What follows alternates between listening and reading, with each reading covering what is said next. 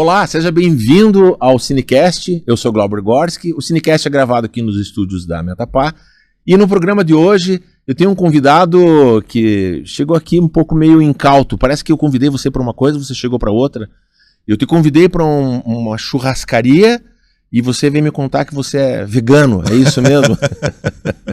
Luiz Andrioli. Nada disso. Vai ser um episódio divertido, onde a gente vai tergiversar sobre o cinema, sobre literatura, sobre o viver consumindo informação, entretenimento e, quem sabe, até mesmo aprendendo alguma coisa com aquilo que chega até nós.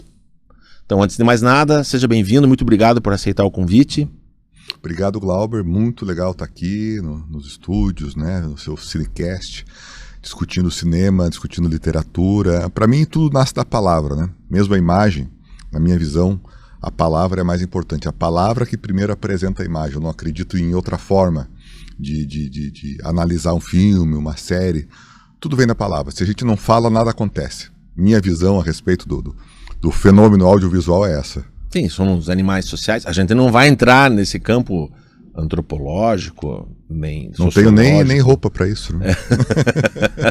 Mas de fato, assim, mesmo um filme ele começa com um roteiro. Mesmo um filme do cinema mudo, ele começa com um roteiro escrito por palavras. Por quê? Porque por mais que eu tenha visualmente resolvido como eu, enquanto diretor, produtor, como que eu quero contar aquela história para que ela toque a mente e o coração de quem for assistir, para que outras pessoas comprem essa ideia, produzam, trabalhem junto comigo, eu preciso explicar isso. E normalmente a forma mais clara de explicar é através de uma palavra escrita, principalmente. Né? Então os roteiros, eles são isso, são imagens decodificadas, né? Ou codificadas e podem virar outra coisa, inclusive. Então, de fato, a palavra está a serviço disso, mesmo para o cinema mudo. Uma curiosidade, imagino que você saiba, eu espero que boa parte da nossa audiência saiba também, mas antigamente em Hollywood, além do trabalho do diretor, do ator e de toda a equipe técnica para conceber um filme, tinha um roteirista. O roteirista existe ainda, né? Mas dentro do campo do cinema clássico de estúdio, dentro do campo do roteiro, havia também os dialoguistas. Porque normalmente o roteiro final é aquela peça acabada que vai virar o filme. É um elemento que vai servir de base para compor um orçamento, ver quanto vai custar aquela obra, como é que vai funcionar e tudo mais. Mas quando você conta uma história, você tinha como uma primeira obra era um argumento. O argumento, o que é? O argumento é você contar um filme, descrever um filme. Como você conta um filme? Eu assisti um filme, vou te contar o filme inteiro como é que foi. O filme começou assim, aconteceu isso, terminou desse jeito. Sem colocar uma linha de diálogo, não é necessário. Você conta a história. É como contar uma piada sem fazer a voz, né, sem uma linha de fala. Você pode dizer, fulano disse tal coisa, mas você não faz a linha da fala, né? E aí, após esse primeiro, esse argumento, nem sempre a pessoa que escrevia o argumento é a pessoa que recheava com diálogos. Havia um dialoguista. Um exemplo no cinema mais atual é o Quentin Tarantino, que é um excelente dialoguista. Mesmo que você, muitas vezes, você que eu digo eu, né, não curta tanto assim os filmes dele em termos de roteiro, mas os diálogos dele são sensacionais.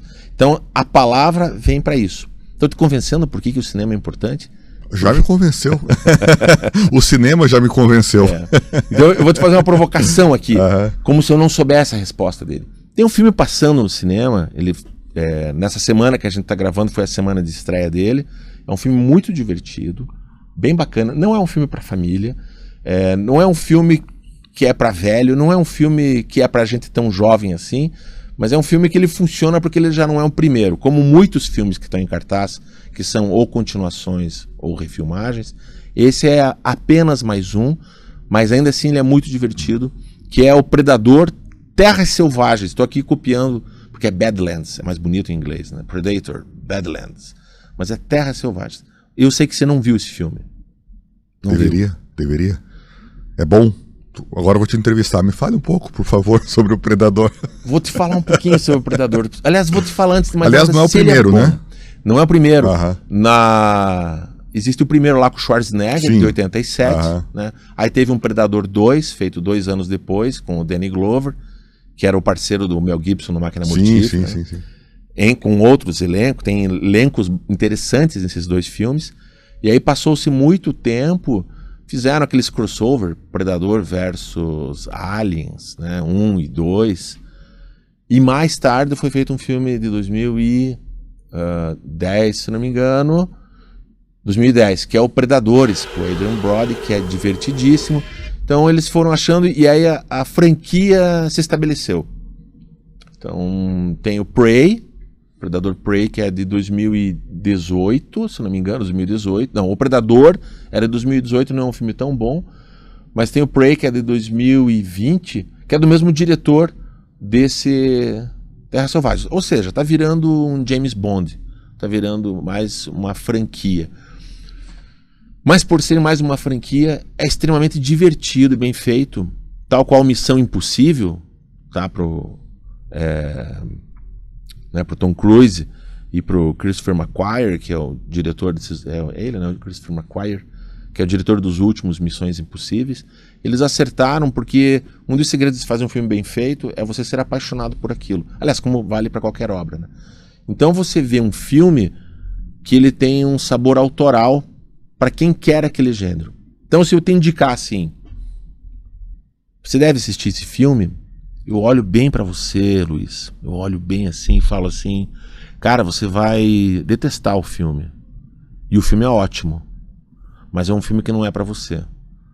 Assim como, sei lá, animações de princesas da Disney, por mais ótimas que sejam, não são para mim. Eu vou detestar, mesmo sendo ótimas obras, né? Porque tem a questão do gosto pessoal. Eu gostei muito porque é um cinema pipoca, é um cinema entretenimento. E nada mais.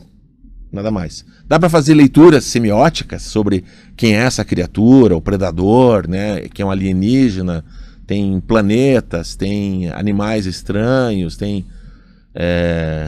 A franquia vai se diversificando e hoje ela está no momento que pode acontecer qualquer coisa, já tem animações, já tem prequels, tem de tudo. Virou um grande negócio, que é o que o cinema de Hollywood faz. Então, se você quiser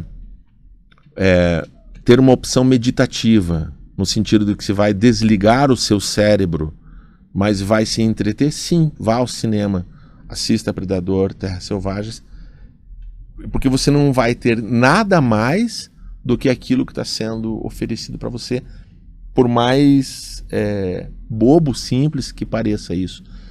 Então é uma indicação para quem espera de Predador aquilo que Predador se pretende ser. Um ótimo entretenimento muito bem feito. Não vai mudar a vida de ninguém, mas vai divertir por pouco mais de 1h30 ali. Então é até aqui, exatamente aqui assim, ó, ponto final. Vira a página, próximo capítulo. Vida que segue. Entretenimento, né? Importante entretenimento. Também. Me fale agora de você com relação ao que você faz, e aí depois eu vou puxar de novo a pessoa Luiz Andrioli com relação ao mundo do cinema. Como é que você está hoje, profissionalmente falando? O que é que você está fazendo? Estou perguntando como se eu não soubesse, mas como eu não sei muita coisa sobre... Não sabe quem sabe o que sabe, né? Não sei, mas eu acredito, eu conto muito, assim como eu espero que conte muito com a minha ignorância, eu conto muito com a ignorância de quem nos acompanha também. Olha, hoje nós cuidamos de uma editora, né? Sou proprietário de uma editora, Prosa Nova, que na verdade são 4 editoras. Prosa Nova é do Cultitec, nós produzimos materiais didáticos. Prosa Viva Editora, que é um selo editorial que nós estamos trabalhando para publicar não ficção, biografias, livros técnicos, livros de negócio, por isso que é Prosa Viva. A Prosa Nova Editora, que aí sim é a literatura normal, né? Normal, se é que a literatura é normal, e um selo novo que nós estamos lançando alguns títulos já no próximo mês, chamada Prosa Kids.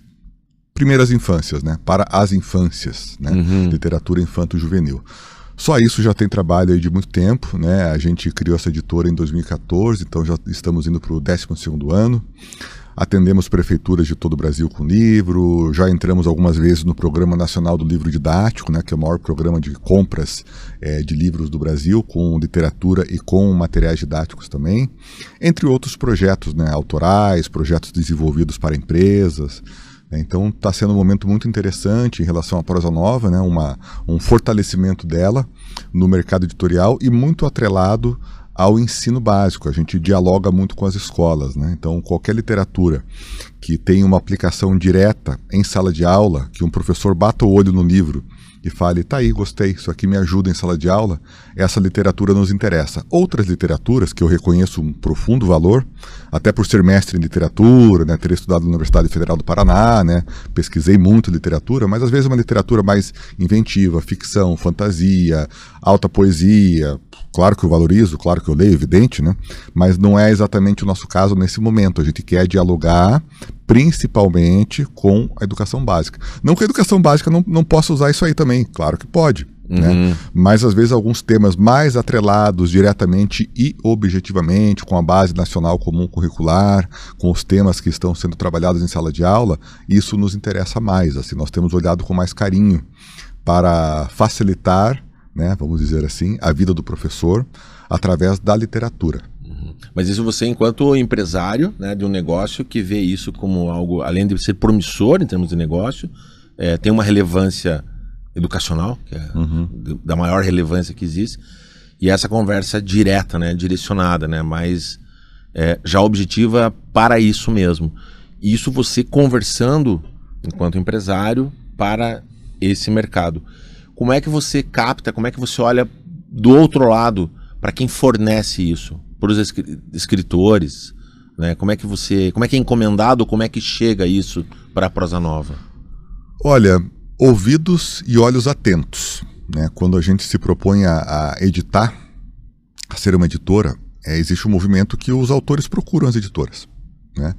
E nós temos um processo de recebimento de originais, de conversa, de diálogo constante, e a maioria das vezes chega muito livro. Eu recebo no meu e-mail, sem fazer campanha, sem impulsionar, organicamente eu recebo de 2 a 3 livros por dia.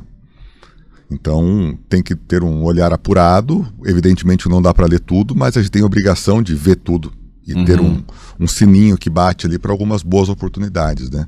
E olhar não só o livro, olhar a pessoa, né? Às vezes o livro não é o melhor, mas a pessoa é fantástica, aí você trabalha o livro para que o livro fique do tamanho da pessoa. Então isso é legal, assim, de vou lá falar, olha, o livro ainda não está legal, mas você é ótimo, então o teu livro vai ficar legal, vamos trabalhar junto? Aí pode acontecer, tem autores que topam, né? E não é assim que a gente vai melhorar o livro, não. O autor vai melhorar, o autor vai ter mais tempo, o autor vai ter suporte, estrutura para fazer aquele livro chegar no tamanho que ele precisa. Esse é meu papel como editor hoje, como empreendedor, como gestor de processos, né? Facilitar a vida dos autores que chegam para a gente, que querem publicar. Algumas coisas chegam prontas, aí são as pérolas, né? E eu tenho certeza que podem chegar coisas muito melhores para editoras maiores, com mais tempo de mercado, porque lógico, né? Eles conseguem atrair mais, né? Mas a gente está conseguindo coisas muito legais, assim, sabe? Estou muito feliz com os autores que chegam até nós e com os resultados que a gente tem proporcionado para essa turma toda. Deve ter todo um universo, certamente, com relação a contratos e como é que funciona isso, né? Porque se eu escrevo um livro e eu quero publicar ele, quero que chegue a uma editora, eu vou mandar uma cópia dele. Eu não sei se hoje em dia é um PDF, se é uma cópia impressa com registro em cartório, qual que é o procedimento, qual que é o protocolo legal, né, para preservar todas as partes para que o negócio aconteça. Se a gente for isso para o campo audiovisual, que uma obra ela tem um desmembramento em outros segmentos, os contratos vão acabar prevendo isso, né? Isso aqui vai virar, esse livro é interessante, ele pode virar uma peça de teatro, pode virar um filme, pode virar um especial para algum canal da internet, né? Então essas coisas acabam contemplando em termos sendo previsto em termos legais, digamos assim. E isso pode ou não macular o processo criativo muitas vezes, né? Porque eu acho que a questão do objetivo, assim como um filme chega no cinema e a função dele é entreter dado público e preferencialmente que esse público seja gigante, ou seja, que ele venda muito, né? Que ele se faça na bilheteria. há um trabalho para que aquilo tenha um agrado muito geral, mas que ele não seja tão pastel, né? Que o pastelão é isso, né? A comédia é pastelão. Uma torta na cara não precisa de um autor, não precisa de um ator, não precisa de um diretor. Ela simplesmente é pastel, vale para todo mundo. Então, quando você olha, você diz para mim que olha a pessoa e a pessoa é ótima, né? Seja em termos de qualidade literária, ou em qualidade de caráter, não sei, ou em termos daquilo que quer atingir como objetivo, mas talvez não tenha conseguido, você não consegue também deixar de olhar a questão do faturamento, né? Porque eu posso escrever um livro de poesia e publicar, né? Tem as plataformas, né? De você ser autor, né? E publicar para você mesmo, que é diferente desse tipo de negócio, né?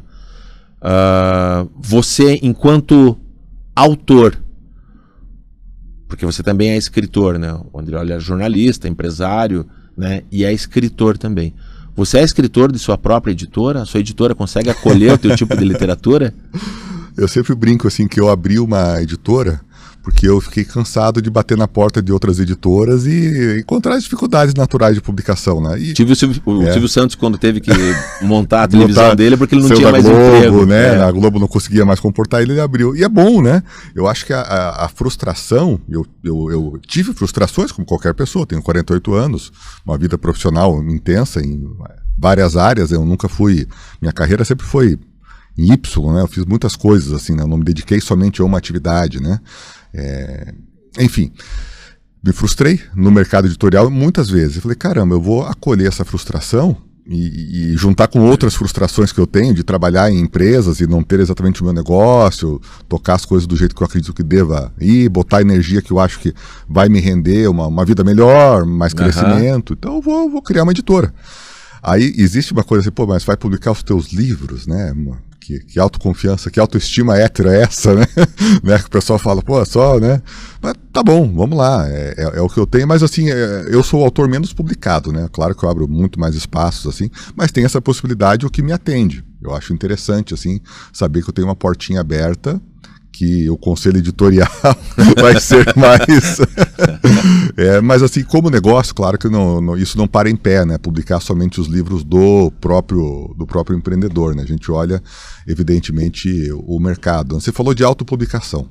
Autopublicação, existem ótimas ferramentas de autopublicação, que você como autor escreve, sobe, imprime, recebe sua cota, vende online, tá ótimo. No que uma editora estabelecida se diferencia da autopublicação? A editora estabelecida dá um selo, dá uma chancela. Uma editora séria, como a Prosa Nova ela não vai publicar qualquer coisa, mesmo que sendo contratada para isso. Ela vai publicar o que tem seriedade, o que tem credibilidade, dentro de uma linha editorial, dentro de um propósito. Tem que entrar dentro daquela linha. Exatamente, senão não funciona. Então, uma coisa que eu não tenho... Eu até converso por educação, procuro orientar, né, mas livros vocacionais, livros confessionais, seja de qual igreja for, né? Não é bem a nossa, sabe? E embora eu seja uma pessoa de uma religiosidade, que não vem ao caso aqui, de um respeito profundo a diversas correntes, né, de religião, mas a gente não pretende publicar livros religiosos, porque não é a nossa. E tem ótimas editoras que fazem. Então eu escuto e falo, qual que é a tua religião? Qual que é o teu confessional? É tal. Procura tal editora, vai ser legal para você. A nossa não é.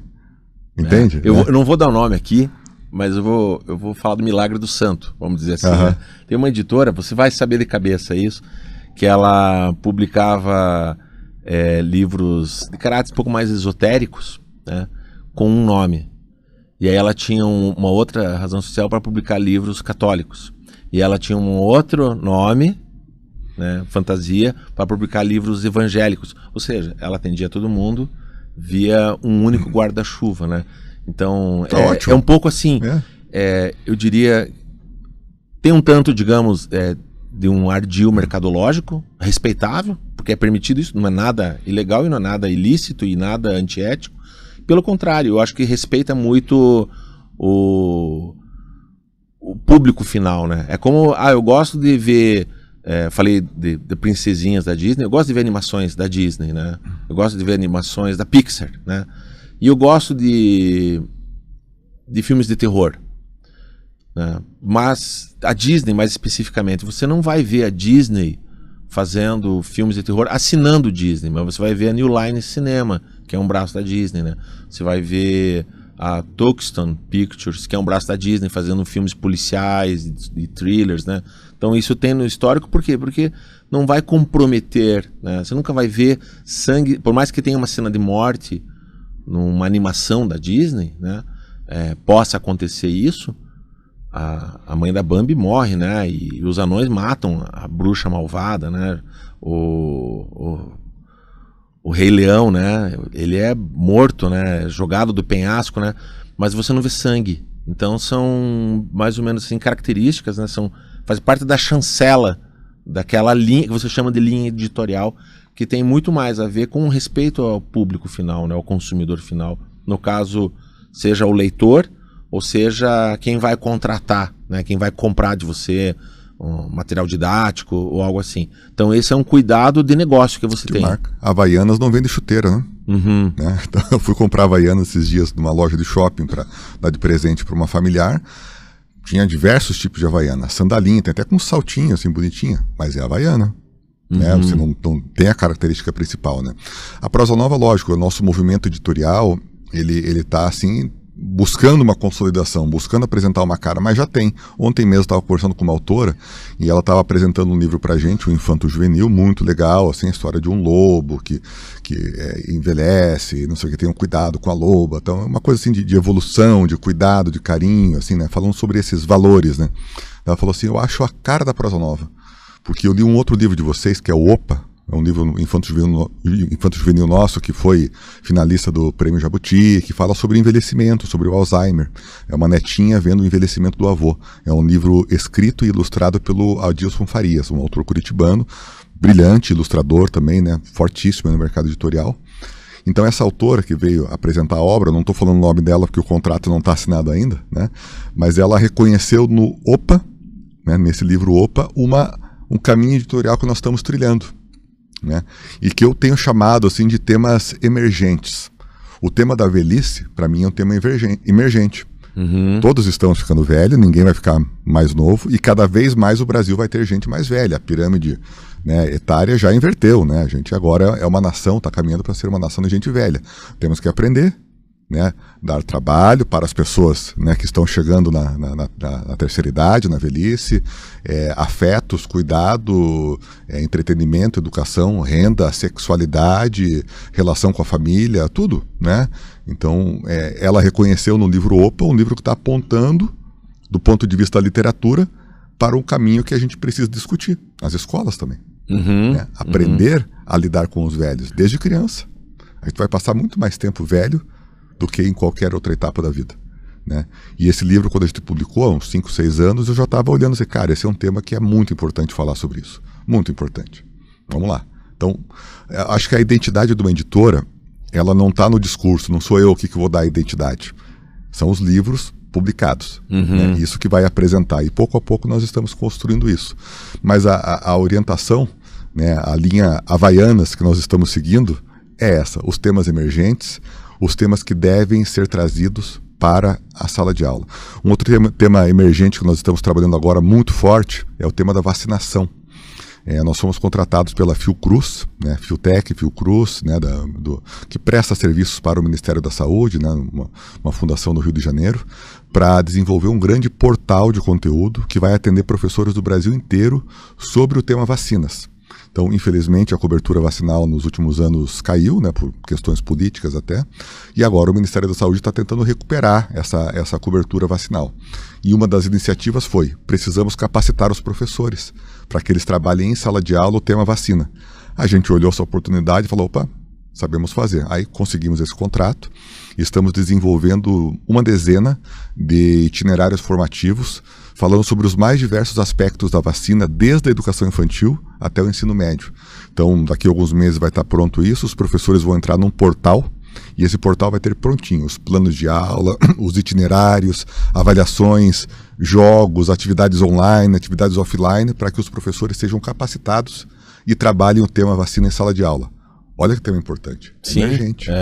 E somado a isso, né, a gente fala dessa questão política e tal, e eu vou jogar sempre para a questão educacional, porque é a base de tudo, né? Inclusive para os políticos que estão aí, né, o que eles tiveram ou não tiveram de educação na vida deles, né? E como é que se entende isso. Tem a própria questão da literatura, né?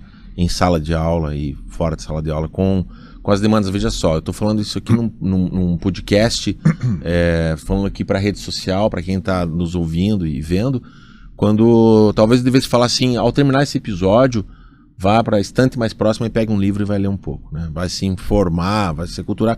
Na verdade, vai fazer uma imersão para dentro de seus próprios conceitos, porque eu acredito que a literatura faz isso. Eu tenho 2 filhos, o menor está com 10 anos, né? E 2 semanas atrás, eu sugeri para ele, eu entreguei assim, um livro, né, tal qual um volume como esse seu aqui, né, Crônicas do Varal da Casa ao Lado, né, do Andrioli, que eu lembro bem quando você escreveu esse livro, né, eu tenho uma cópia dele. Ou seja, um livro interessante e que não assusta pelo tamanho, pelo volume, né, para uma criança de 10 anos. E eu entreguei para ele ler, eu falei, filho, eu queria que você desse uma lida nisso aqui. Ele leu em uma tarde, O Mistério dos 5 Estrelas, da coleção Vagalume. Vagalume, fantástico. Fantástico, né? Imediatamente, no dia seguinte, ele leu Um Cadáver Ouve Rádio, aí depois ele leu Escaravelho do Diabo, aí eu vi como realmente aquilo de mais de 40 anos atrás, né? O primeiro livro é de 81, ele ainda toca e fascina, né? Os 2 primeiros livros que você tem é do Marcos Rey, que escrevia outros gêneros também, sim, né? é um autor muito além da série Vagalume, né? Sim, que é um case fantástico da literatura brasileira, né? A série Vagalume. Exatamente, né? Porque eu fui apresentado à coleção Vagalume na escola, né? E daquilo me fez ser daquilo me apresentou o universo Júlio Verne, o universo Agatha Christie, essa literatura mais de sabor de entretenimento infanto-juvenil. E eu vejo isso tocando meu filho de alguma forma, que é atemporal. Tal qual, né? Lembrando que a gente está num episódio falando sobre cinema, a gente não deixa de falar isso. E eu, na mesma semana, essa semana passada, ele falou, pai, quero ver um filme com você. Eu falei, que filme que ele vai conversar comigo, que ele vai ver comigo? Eu coloquei para tocar um filme que foi do ano que eu nasci, foi produzido o filme, que é A Fantástica Fábrica de Chocolate. A primeira versão. A primeira versão, com Gene Wilder. Ele não tirou os olhos do filme, que é uma coisa tão rara hoje em dia, que você, em casa, né? Celular, né? Porque é diferente, por exemplo, de ir ao cinema. Sim. É um assunto aqui que é recorrente, eu puxo sempre no assunto. Há uma diferença entre você assistir um filme e ir ao cinema assistir um filme. Ir ao cinema é um ritual, é um evento, você se prepara, você se ajeita, você planeja, inclusive a parte gastronômica que envolve isso, né? Bota roupa de domingo. Bota roupa de domingo, né? Tem um horário que não depende de você, depende do horário de quem está exibindo o filme. Se você vai ter que escolher se é dublado ou legendado, há toda uma programação para isso. Há um investimento de tempo e de dinheiro maior. Então, quando pergunto assim, vale a pena ver esse filme? Eu também penso se vale a pena indicar a pessoa a separar um tempo da vida dela, gastar um estacionamento, transporte, alimentação, ou se vale a pena esperar para assistir no streaming, né? Assistir em casa, podendo pausar, podendo fazer outras coisas e se programar para ver aquilo. Mas A Fantástica Fábrica de Chocolate, atemporal, ele assistiu, ele já conhecia trechos da versão do Tim Burton, né? E eu só falava para ele, filho, esquece esse filme, não fique comparando, né? Se deleite com esse. E ele comprou imediatamente. É um filme clássico, é um filme perfeito, é um filme incrível, né? É um dos filmes da minha vida. E eu fiquei emocionado de novo vendo o filme, né? E fiquei tocado por ele. Em dado momento, ele vendo o personagem do Willy Wonka, lá pela metade do filme, quando já estão andando pela fábrica ali, né? Os que foram contemplados ali do bilhete dourado. E o Willy Wonka, você nunca sabe muito bem o que esperar dele, né? E ele pega e fala assim pra mim, eu não ia ficar muito confortável numa sala com uma pessoa como ele. É incrível, né? É um personagem incrível, né? Sim, sim. Ele sai, a primeira cena que ele sai da fábrica para receber, né? Acolher os que foram contemplados ali. Ele sai na bengala, mancando, e o filho fala assim, ele não sofre um acidente, ele não vai cair. Eu falei, filho, só assista, né? Aí ele faz que cai, né? Rola sobre si, e como um clown, né? Se apresenta, olá, sejam bem-vindos e tal. E ali ele apresenta, o próprio Gene Wilder falou isso em entrevista mesmo, ele apresenta para o público como personagem que você, melhor não confiar nesse cara. Ele talvez não seja quem ele diz ser, Talvez ele seja uma outra coisa, né? Então há uma riqueza naquilo ali. E a riqueza original, e aí a gente faz agora um Ouroboros aqui, né? É que o filme A Fantástica Fábrica de Chocolate, baseado num roteiro do Roald Dahl, é de um livro do Roald Dahl, um livro infanto-juvenil, como o Dr. Seuss, né? Então a literatura, ela também é base, inclusive infanto-juvenil, para que vire multimídia. Existe alguma coisa no horizonte da prosa nova de transcender o papel? Porque assim, eu estou falando de papel, mas isso aqui está no Kindle, né? Sim. Todos os teus produtos estão em outras plataformas digitais, né? Mas existe a coisa de ser um pouco mais transmediática. Você já olha isso ou é uma coisa que você... isso aqui não vou nem falar disso, vou seguir no papiro? Olha, a gente acredita no multimídia, né, no consumo nas várias telas, né? Então, por exemplo, esse exemplo que eu te trouxe agora há pouco aqui é um produto editorial que está virando um portal de conteúdo. Então, é a tela digital. E dentro dessa tela digital tem e-books, tem joguinhos de carta. Então, a tela digital como um depositório de materiais offline, que podem ser impressos também. Então, não dá mais para desconsiderar que o digital faz parte, né? Eu acredito numa criação original, livro, papel, texto. Todos os projetos da Prosa Nova, eles são texto. Assim, mesmo os nossos projetos, os nossos processos mais burocráticos, contratação de uma pessoa, demissão de uma pessoa, manual de conduta no trabalho, a gente tem tudo isso escrito. Se você, o dia que você puder nos visitar, e eu faço o convite aqui, você vai ver que nós temos documentações para tudo. É o meu jeito, editor de livros, escritor, de fazer gestão de uma empresa. Então eu não consigo executar um processo na empresa que eu não tenha escrito esse processo. É interessante, né? Aí, evidentemente que algumas coisas têm uma escrita mais protocolar, uma escrita passo a passo, manual, tá tudo bem. Se eu tivesse um estúdio como esse aqui, lindo, né? Eu teria um manual, eu imagino que tenha, ou tá na cabeça do proprietário, que ele sabe qual lâmpada que liga antes, qual que é a potência de cada uma, em qual dimmer que ele vai colocar, qual microfone está em qual canal da mesa, né? Eu teria tudo isso escrito numa pasta. Sempre fui assim. Em todos os trabalhos que eu fiz, desde que eu me entendo por gestor, né, quando passei a fazer gestão, eu sempre escrevi os processos. Tá lá o Luiz querendo escrever o processo. A pastinha do Luiz. Sempre. Se tivesse uma fábrica de remédio, você seria o homem da bula. Eu sou filho de farmacêutico, né? Olha aí, ó. Eu almoçava com meu pai, né? Porque eu fui basicamente criado pelo meu pai, homem, anos 80, né? Então ele me puxava para a farmácia, que era a minha creche, né? Onde eu podia ficar, porque eu não tinha com quem ficar, né? Pô, tirei a esmo e acertei o passarinho aqui. Que coisa. Eu me emocionei agora. E o pai falava assim, leia uma bula por dia. Daqui a pouco você vai entender tudo que tem aqui. Claro, ele queria formar ali um farmacêutico, um proprietário de farmácia e tal, né? Tentou, né, pai? Não deu muito certo. Ou deu certo por outra coisa. Eu lia bulas. Então, lia bulas, uma linguagem difícil, né? Para tentar entender aquele universo do qual eu passava as minhas tardes ali com ele. Sabe, meu pai, fazendo um pouquinho de divã aqui, o meu pai nos anos 80, né? Eu sou filho mais velho, tenho irmão, irmã, e meu pai gosta muito de pescar, né? Ainda gosta muito de pescar. E ele me levava de criança e eu pescava. É uma atividade interessante, né?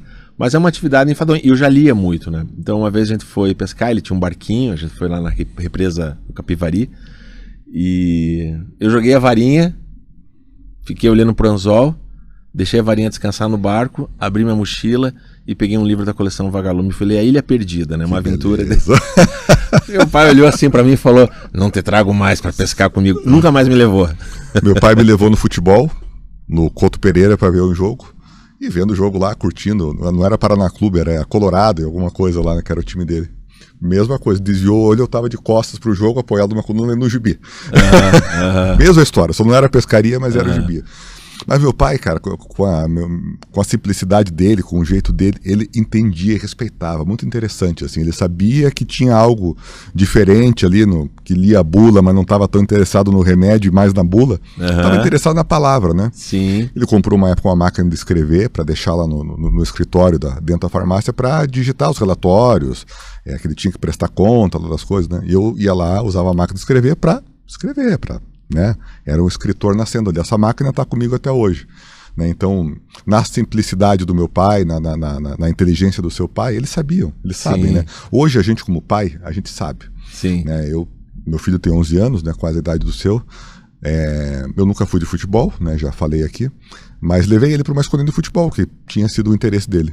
Eu só vendo o jeitinho dele ali, vendo que não era muito a dele, mas deixei se frustrar.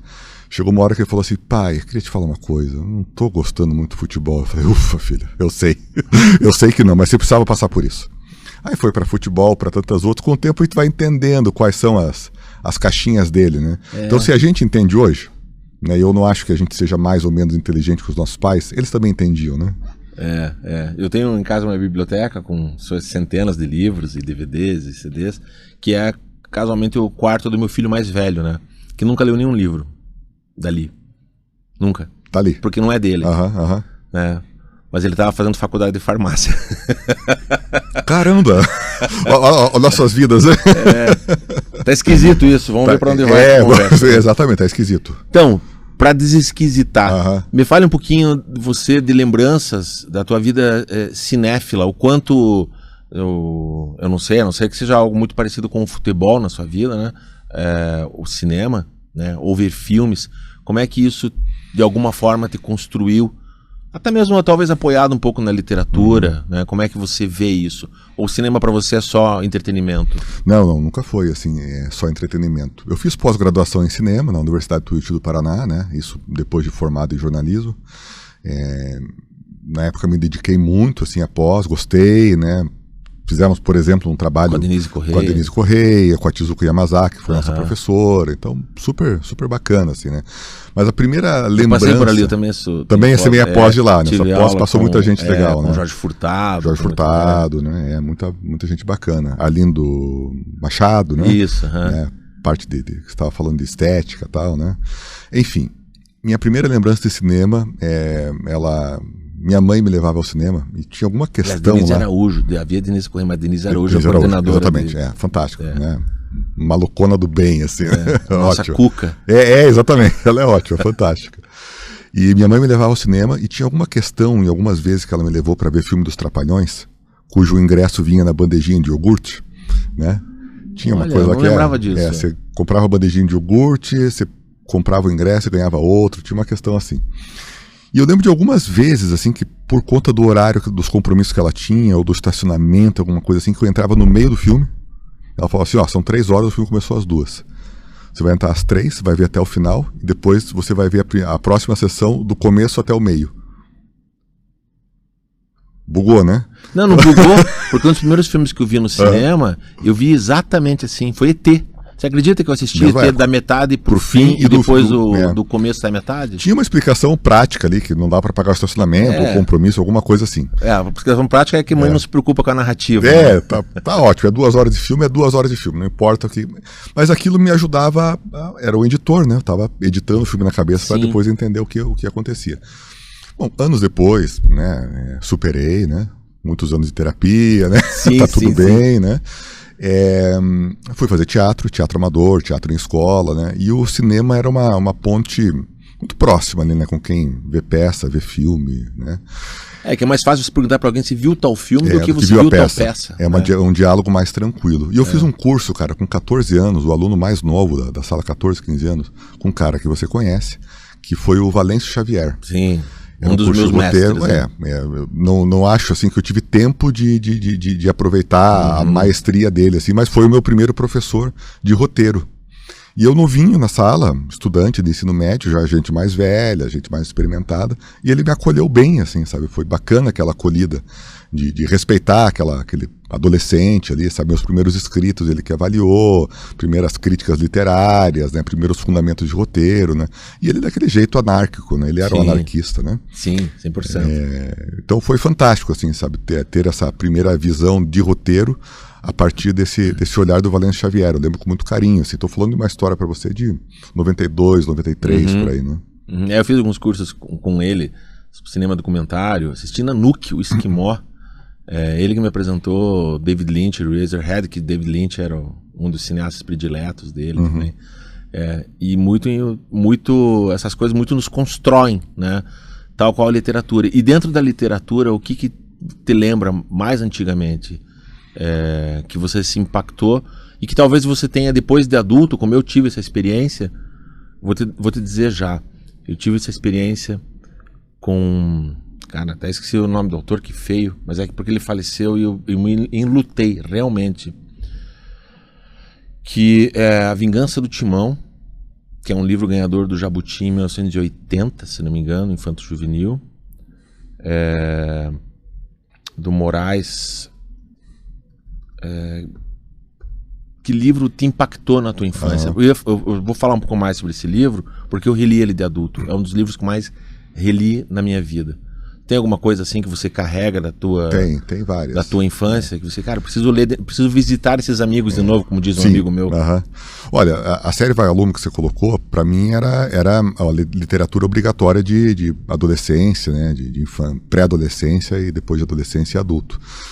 Há alguns anos eu tive a oportunidade de criar uma pós-graduação na PUC do Paraná, que era uma pós-graduação de gestão editorial multiplataforma, né? Eu fui o criador dessa pós, que rodou 3 ou 4 turmas. E eu tive o privilégio de trazer para dar aulas o Jiro Takahashi, que foi o criador dessa série, o primeiro editor da série Vagalume. Né? Então foi fantástico, assim, ver. Então eu pude trazer a pessoa que era uma das responsáveis por colocar aquele livro na minha mão, né? Eu falei, cara, como é que você criou isso aí? Como é que foi esse processo? Tal. Muito bacana. Né? Ele ainda está atuante, edita, evidentemente um senhor de idade já, mas uma pessoa muito relevante no mercado editorial. Então, na minha infância, a série Vagalume. E uma outra série que era muito da época também era o Para Gostar de Ler, de crônicas. Sim, Fernando Sabino, Carlos Drummond de Andrade, Rubem Braga, Stanislau Ponte Preta. Rubem Braga, principalmente. Eu tomei o Rubem Braga assim como meu autor, meu cronista até hoje. Assim, eu leio, releio, acho fantástico, assim, né? Da crônica, ele é o meu papa, assim, né? É o cara que eu leio e releio muitas vezes, assim, né? E um pouquinho mais pra frente, Dalton Trevisan.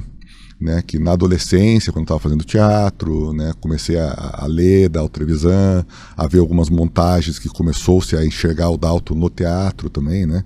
Então comecei a ver a palavra falada do Dalton, né? E o Dalton foi me acompanhando até chegar na época do mestrado, que eu fiz um mestrado estudando, né, a obra dele em 2007, 2008, por aí. Para quem não conhece, eu acho legal fazer esse disclaimer com relação ao Dalton mesmo, né? O Dalton Trevisan, que recentemente... como falam, né, nos deixou, né, aos 99, né? 99 anos. Aos 99 anos, produzindo ainda, né? Um autor, contista e romancista, né? Curitibano, né? Ele é nascido em Curitiba, você sabe bem a biografia dele, sim, né? Sim, sim.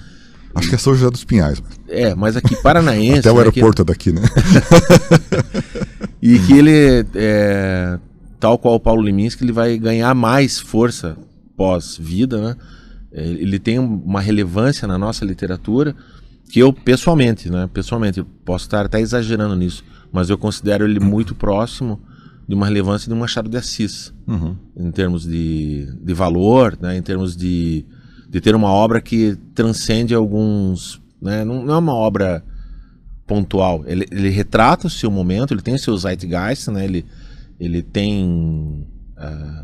uma presença em sua aldeia, né? Ele faz uma leitura do seu entorno, da sua sociedade, mas ele tem um processo criativo e um processo literário muito rico, né? É um tipo de material que ele pode ser estudado, ele pode ser reescrito, ele pode ser transposto, né, para outras plataformas. Já virou peça de teatro, obras dele, né? Já virou curtas-metragens, já virou, né, processos audiovisuais, já virou filme, inclusive, né? Sim. Então... quando a coisa não se basta só ali, né, entre capa e contra capa, né, e dentro daquele período que você leva para consumir aquela obra, mas ela tem algo dentro dela que pede para que ela, ou há um convite para que ela vire outras mídias, né? E o cinema, né, voltando a colocar aqui dentro desse nosso contexto, o cinema, ele é tão baseado nisso, é tão forte a literatura, por exemplo, pro cinema, que até na entrega dos Oscars, o filme, o melhor roteiro, na verdade, são 2 prêmios. Um para roteiro original, que é aquilo que é escrito para virar filme, e aquilo que é roteiro adaptado. Que às vezes é uma adaptação de uma história em quadrinhos, de uma peça de teatro, né, ou de um outro filme, uma outra obra em outro meio, mas normalmente baseado na literatura. Então, se você fala hoje de O Poderoso Chefão, é porque, antes de mais nada, ele foi um sucesso literário. Aliás, se ele não tivesse virado um sucesso literário, ele não teria virado o filme que Não teria virou. enxergado o potencial de cinema, né? Talvez ele virasse um filme menor, como por exemplo foi Psicose. Né? Psicose era baseado num livro pulp, né? Que era baseado numa história real do Ed Gein, que virou agora série Netflix, ou seja, as coisas conversam, né? Então o personagem do Norman Bates, ele é baseado num assassino que existiu de verdade mesmo.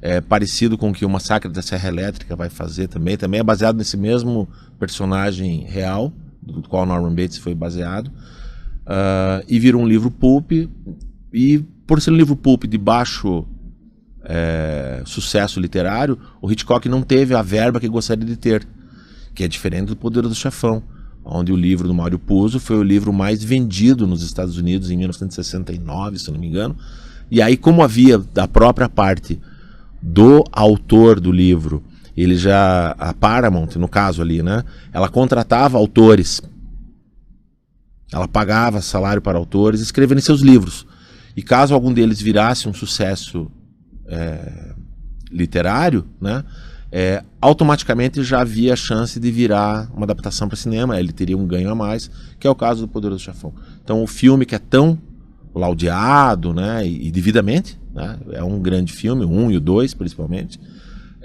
ele só é o que ele é por conta de uma obra literária.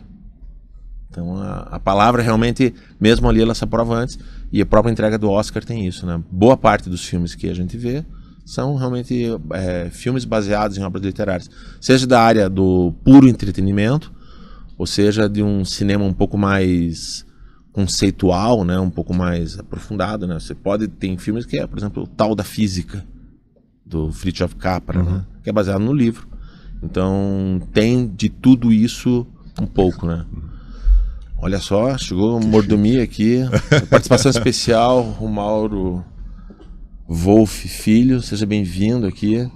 O Romauro, para quem não está vendo, quem está só nos acompanhando, perdeu aqui uma passagem, chama-se no cinema Cameo, né? Cameo, que é quando o Hitchcock aparecia nos filmes, né?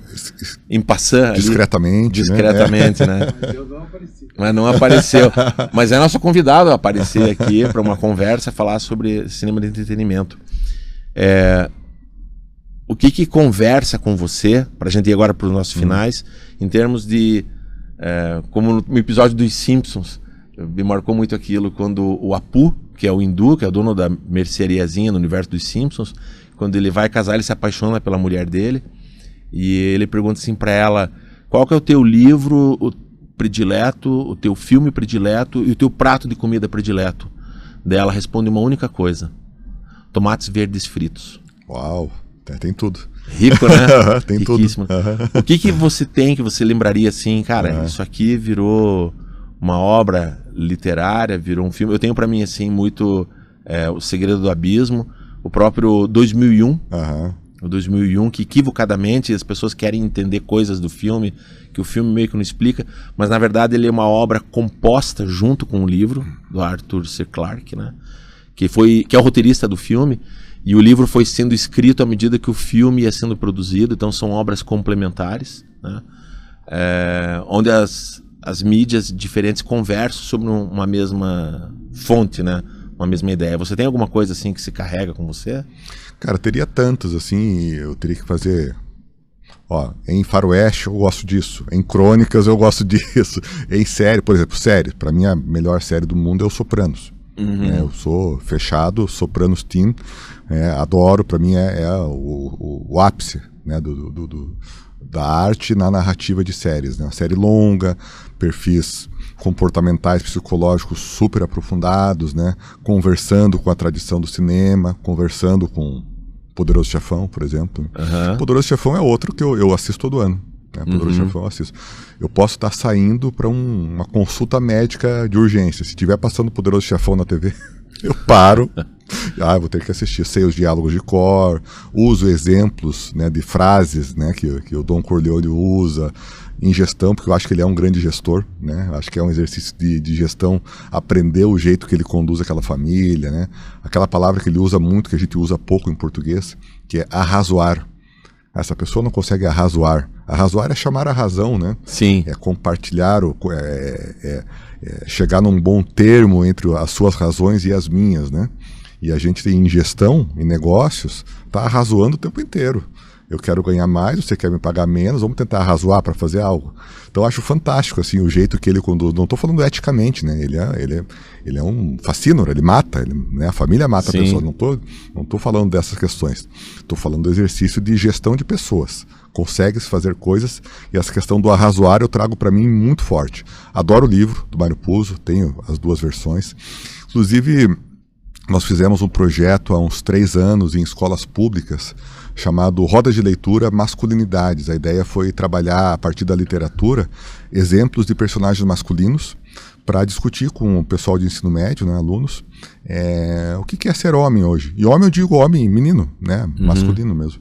Aí levamos Machado de Assis, né, Dom Casmurro, levamos Mário Puzo, Dom Corleone, né, tantos outros personagens de uma seleção que a gente fez ali, de uma literatura mais clássica, para discutir o que é ser homem, né. Hoje em dia, assim, a gente pensar muitas coisas relacionadas à violência, ao machismo, né, a questões patriarcais, ruins, né, no mau sentido, assim, são porque os meninos não se discutem. Né? Me parece que as meninas estão numa tentativa muito forte de se discutir, de se entender, de se lapidar, e eu acho que faltou olhar para os meninos. Eu, como pai de menina, você também, né, como pai de meninos, nós temos essa preocupação, né, formar garotos, adolescentes, homens, menos babacas, menos, né, menos que se prevaleçam, né? E eu acho que a literatura, nesse caso, serve a isso também, né? A gente olhar os personagens, e respondendo a sua pergunta, Poderoso Chefão, para mim, acho que responderia mais objetivamente um livro que eu carrego e um filme que eu carrego há muito tempo e estou sempre com ele embaixo do braço. Na minha mesa de trabalho em casa, tem o pôster do Poderoso Chefão. Respondido. Me convenceu, né? Ele me fez uma oferta da qual eu não pude recusar. Mais uma dele. Faltou só uma Vou cabeça de fazer uma cavalo oferta. pra nós aqui. Amanhã você vai amanhecer com um cavalo cortado na sua cama. Quem não conhece, procura na internet para ver o que nós estamos falando. Bom, Luiz, muito obrigado pela sua presença, muito obrigado pelos seus livros aqui. Eu, como um péssimo leitor, vou parar no primeiro sebo possível e fazer dinheiro, brincadeira. É um ótimo uso também, porque vai fazer circular, né? Sim. Nossa, esse universo de sebos, pra mim, é igual ao universo de assistir filmes VHS, são energias, DVDs, né? O autor nunca mais vai ganhar dinheiro com aquele volume, né? Tá girando. Mas tá girando, né? Meu primeiro livro, que é O Circo e a Cidade, eu não tenho mais, né? Porque eu fui distribuindo e tal, né? E achei que era a história da família Queirolo, né? Uma biografia.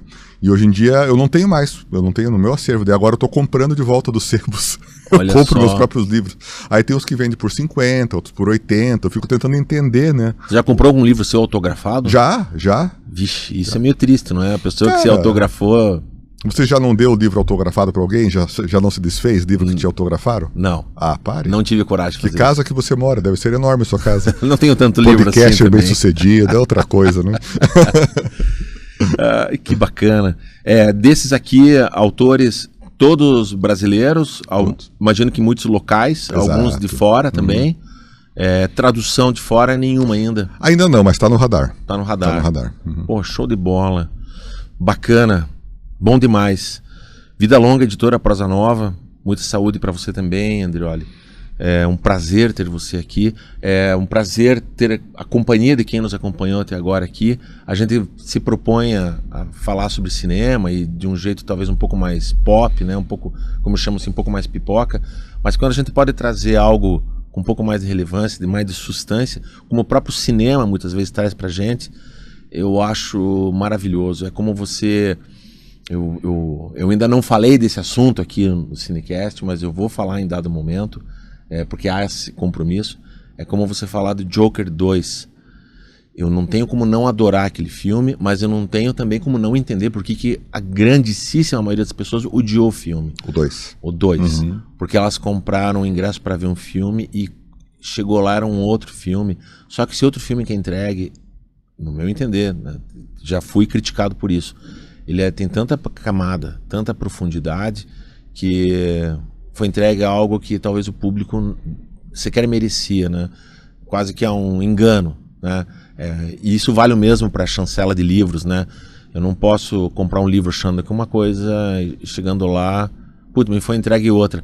Por melhor que seja, né? Tem que haver esse compromisso com o público final também. Então eu entendo as críticas. Muito obrigado mais uma vez pela sua presença. Muito obrigado pela presença de quem nos acompanhou até aqui. Curta, comente e compartilhe. Concorde, discorde, né? Ame ou odeie. Você não me perguntou, mas eu vou... Aliás, me pergunte, por favor. Eu quero responder. O que eu deveria ter te perguntado, como o Abu Janra terminava, né? Isso. O que eu deveria ter te perguntado que eu não te perguntei? Pergunta pra mim qual que é o livro, o filme e a trilha sonora, as que eu mais gosto. Qual a trilha sonora que você mais gosta? Eu vou repetir, parafraseando a personagem do Apu dos Simpsons, eu vou repetir com uma única resposta. O livro... eu tenho que perguntar os três juntos. Então, os três juntos. Então vou fazer de volta. Glauber, eu tava pensando aqui, Glauber, qual que é a trilha sonora, o filme e o livro que você mais gosta? Eu tava curioso. Eu gosto, das 10 que eu mais gosto, tem mais de 100, individualmente. Mas se fosse para juntar tudo numa obra só, Na Natureza Selvagem, que eu considero um livro incrível, um filme sensacional e uma trilha sonora pra lá do esperado, assim. Para quem não conhece, pesquise e pode consumir qualquer uma das três obras. São obras que elas funcionam individualmente e elas conversam entre si. Lindo filme. Aliás, de trilha sonora, já estamos no finalmente. Dias Perfeitos, o último do Wim Wenders, tem uma trilha sonora... Não vi o filme, tá na minha lista lá dos filmes que eu preciso ver o quanto antes, junto com Família Soprano. Tá lá, não vi ainda. Já dei um play no comecinho do primeiro episódio, que é ele andando de carro com o sol se pondo numa rodovia. New Jersey. Em New Jersey.